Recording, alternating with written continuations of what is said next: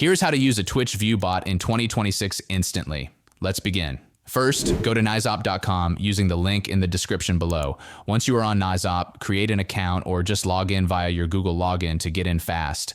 Next, go to deposit to add funds. You can top up using card, crypto, and more. It's secure and easy, so you can move to the next step immediately.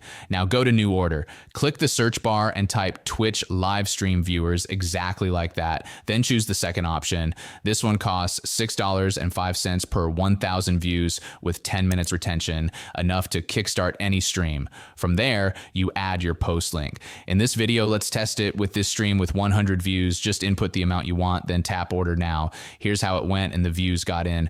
I checked the stream that we tried it on and the counter went up to our target number in just 15 minutes. If you want to try it out, go to Naizop using the link in the description below. Don't forget to like and subscribe for more guides like this. Keep it safe, keep it cool, and do this at your own discretion.